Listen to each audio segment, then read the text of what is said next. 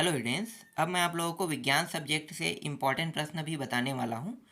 पहले मैं आप लोगों को ब्लूप्रिंट पहले दिखा देता हूँ विज्ञान सब्जेक्ट की। तो देखो ब्लूप्रिंट जो है, इसमें विज्ञान सब्जेक्ट जो है, एक मिनट, यहाँ पे कौन सा कलर है? ठीक है, विज्ञान। ठीक है, विज्ञान सब्जेक्ट कक्षा 10वीं के ब्लूप्रिंट को देख लेते हैं। टोटल जो है आपके एग्जाम में 75 नंबर का प्रश्न आएगा और समय रहेगा 3 घंटे का। पेपर कितने बजे होगा? पेपर के बारे में पता है आप लोगों को? पेपर का जो टाइम टेबल था, पहले ना हमारे समय में 8:30 बजे होता था, 8:30 में शुरू हो जाता था, हमें 8 बजे पहुंचना होता था। लेकिन अभी वर्तमान में क्या हो गया है, वर्तमान में आप लोगों का जो पेपर होगा वो 9 बजे का टाइम फिक्स कर दिया गया है कि आप लोग 9 बजे पहुंचोगे। 9 बजे नहीं, 8:45 में आपको पहुंचना है। ठीक है, 8:45 में आपको पहुंचना है और उसके बाद आपको पेपर जो है वो 9 बजे दे दिया जाएगा।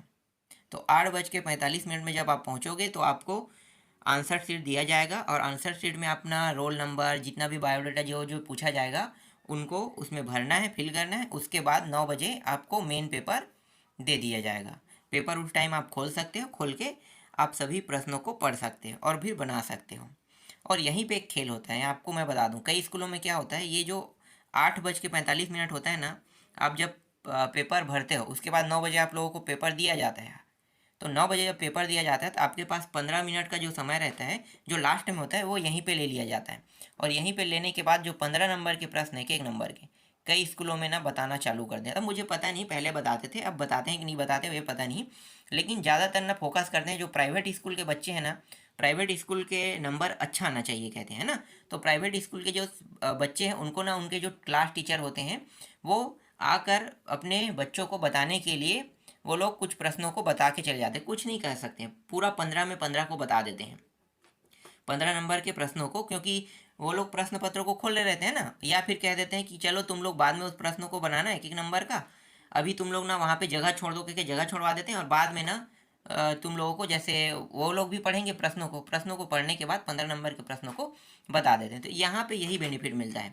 हमारे समय में भी ऐसे ही होता था, प्राइवेट स्कूल के शिक्षक आते थे और प्राइवेट स्कूल के शिक्षक अपने बच्चों को बता के चले जाते, जबकि सरकारी स्कूल में हम लोग पढ़ते थे और सरकारी स्कूल वाले होके सरकारी स्कूल वालों को बताते नहीं थे, हमारे जो टीचर थे वो। तो एक टीचर जो है ना वो भड़क गए प्राइवेट स्कूल के टीचर के ऊपर कि भाई आप लोग कैसे बता सकते हो, हमारे भी बच्चों को बताओ कह के ना। फिर थोड़ा बहुत उस समय बताया गया था। तो ऐसा होता है, ठीक है। तो कई स्कूलों में आज भी ऐसा होता होगा। अब चलो मैं यहाँ पे चर्चा कर लेता हूँ आप लोगों के साथ विज्ञान सब्जेक्ट के बारे में। विज्ञान सब्जेक्ट के जो टोटल 75 नंबर का प्रश्न आएगा, तो किन किन अध्यायों को मिलाकर कितने कितने प्रश्न आ सकते हैं, पहले इस पर चर्चा कर लेते हैं। देखो ये है पूरा इकाई बार दिया हुआ है, ये इकाई टोटल, इसे कितनी इकाई में बांटा है ये भी देख लेते हैं। टोटल 9 इकाई में बांटा है विज्ञान सब्जेक्ट को, टोटल 9 इकाई में। तो 9 इकाई में है तो भाई अध्याय तो 18 है ना, तो अध्याय तो बहुत सारा है। मैं आपको ये भी दिखा देता हूँ, ये साइड करो वरना कट जाएगा। देखो यहाँ पे अध्याय भी मैं आपको दिखा देता हूँ, देख सकते हो अध्याय कितना है, टोटल अध्याय 18 अध्याय है। ठीक है, तो अध्याय 18 है और अध्याय 18 मिला के टोटल आपको 9 इकाइयों में बांटा गया, मतलब इन जो टॉपिक है इनको 9 इकाइयों में बांट दिया गया है। ठीक है, तो आपके जो अध्याय है उनको 9 इकाइयों में बांटा है। अब देखो हर एक इकाई में कितने कितने अध्याय आ रहे हैं और कौन कौन से अध्याय आ रहे हैं। तो मैं अभी आपको जो ब्लूप्रिंट दिखा रहा हूँ और जो अध्याय बता रहा हूँ, ये जो अध्याय है ये परीक्षा बोध के हिसाब से है। परीक्षा सार में अध्याय को अदला बदली कर सकता है ना, ऊपर नीचे कर सकता है। तो इसलिए मैं आपको यहाँ पे जो अध्याय बताऊँगा उसका नाम भी रहेगा, और जो अध्याय है परीक्षा बोध के हिसाब से बता रहा हूँ। तो अध्याय जो है परीक्षा बोध में ही ये मिलेगा कि कौन कौन से अध्याय कहाँ कहाँ पे हैं। ठीक, तो चलो देखो, ये है पहला अध्याय। तो पहला अध्याय नहीं कहेंगे, ये है पहला इकाई कहेंगे। पहला इकाई से टोटल 8 नंबर के प्रश्न आएगा। और ये जो पहला इकाई में है 2 अध्याय है। एक अध्याय है अम्ल क्षार एवं लवण, ये अध्याय 2 में है। और तत्वों का वर्गीकरण जो है ये वाला टॉपिक, ये अध्याय 4 में है। तो यहाँ पे मैंने पहले ही ऐड कर दिया है कि अध्याय 2 और अध्याय 4 को जब आप पढ़ोगे तो वहाँ से 1 अंक के 2 प्रश्न आएगा, 2 अंक के 1 प्रश्न और 4 अंक के 1 प्रश्न आएगा। तो हमें पढ़ाई कैसे करना है, मतलब आप लोगों को पढ़ाई कैसे करना है, तो मैं आपको बताऊंगा कि 2 नंबर के कौन कौन से प्रश्न इंपॉर्टेंट है और 4 नंबर के कौन कौन से प्रश्न इंपॉर्टेंट है। तो हमें इसी हिसाब से पढ़ाई करना है। तो 1 नंबर और 4 नंबर के प्रश्न, 2 नंबर वाला बेनिफिट मिल जाए तो बहुत अच्छी बात है। अगर आपके क्लास टीचर आपको बता दे 15 नंबर का तो बहुत अच्छा है, क्योंकि ये जो प्रश्न होता है ना 15 नंबर का, एक एक नंबर का जो प्रश्न है वही जो है उसी को मैं कह रहा हूँ 15 नंबर का प्रश्न। तो एक तो वस्तुनिष्ठ आएगा, खाली स्थान आएगा और एक सही जोड़ी मिला होगा। और ये जो प्रश्न है 15 अंक का, ये प्रश्न बुक के अंदर से आता है। बहुत कम चांस होता है कि ऐसा प्रश्न आ जाए जिनको आपने पढ़ के गए, मतलब जिनको आप पढ़ के गए हो, तो ये बहुत कम चांस होता है। तो यहाँ पे ये जो है ये बहुत कम मैं फोकस करता हूँ, लेकिन ये आसानी से बन भी जाता है, बहुत ही सरल होता है। ठीक है, कैसे आता है बता दूंगा मैं इसको भी। तो ये 1 नंबर 4 नंबर क्या आएगा। अब देखो दूसरा इकाई देखते हैं। दूसरा इकाई में है, एक तो है धातु एवं धातु कर्म और धातु का रसायन, 9 अध्याय और 11 अध्याय। 9 अध्याय 11 अध्याय मिला के 8 नंबर के प्रश्न ये भी आएगा। 2 प्रश्न आएगा 1 नंबर के, और 2 प्रश्न आएगा 3 अंक के 2 प्रश्न। यहाँ पे ध्यान देना, 6 अंक का प्रश्न है लेकिन डायरेक्ट 6 अंक के प्रश्न नहीं आएगा। मतलब अगर आप 6 नंबर के प्रश्न को डायरेक्ट फोकस करते हो तो वहाँ पे आपका नुकसान होगा। तो आपको नुकसान नहीं करना है, आपको बेनिफिट लेना है। तो 3 नंबर के जो छोटा प्रश्न है उन प्रश्नों को पढ़ना पड़ेगा 6 नंबर पाने के लिए। तो 3 नंबर के 2 प्रश्न इसमें आएगा। यहाँ पे पहले ही बता दिया, एक एक प्रश्न कह के, मतलब 2 प्रश्न 3 नंबर के, तब जाके ये 6 नंबर का होगा। फिर अगला अध्याय देखो, अध्याय नहीं इकाई, मैं हर बार अध्याय कह देता हूँ, इकाई देखो।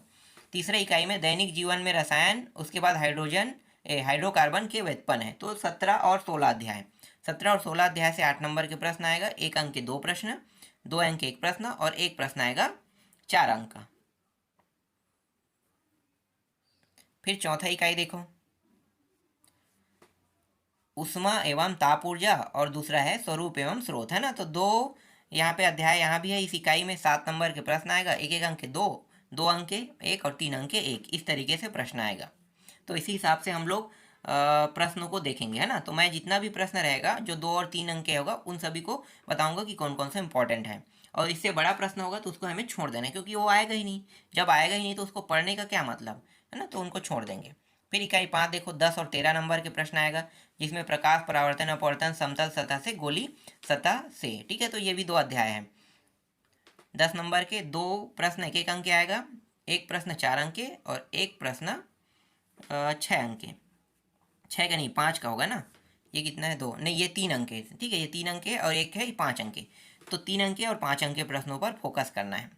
फिर देखो नेक्स्ट अध्याय, विद्युत धारा एवं परिपथ और विद्युत के चुंबकीय प्रभाव, 6 से 12, मतलब 6 अध्याय और 12 अध्याय को पढ़ना है। 9 अंक के प्रश्न आएगा। 1 प्रश्न 1 अंक के, 1 प्रश्न 3 अंक के और 1 प्रश्न 6 अंक के आएगा। फिर इकाई 7 देखते हैं।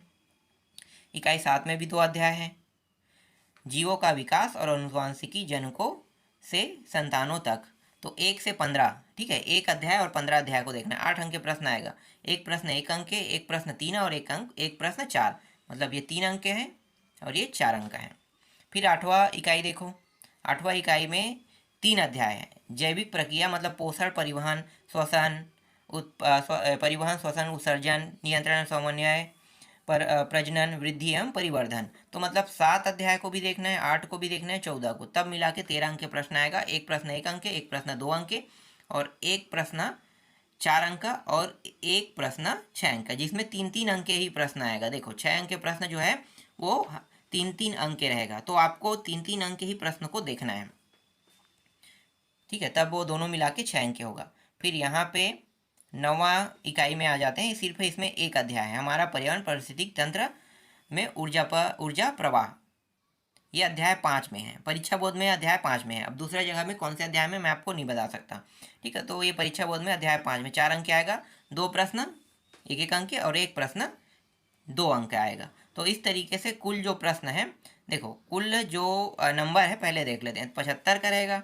ये प्रश्न 1 अंक के 15 प्रश्न, 2 अंक के 5 प्रश्न आएगा, 3 अंक के 4 प्रश्न, 4 अंक के 4 प्रश्न आता है, और ये 5 अंक के 2 और 6 अंक के भी 2 प्रश्न आएगा। इस तरीके से कुल मिला के 18 प्रश्न आएगा।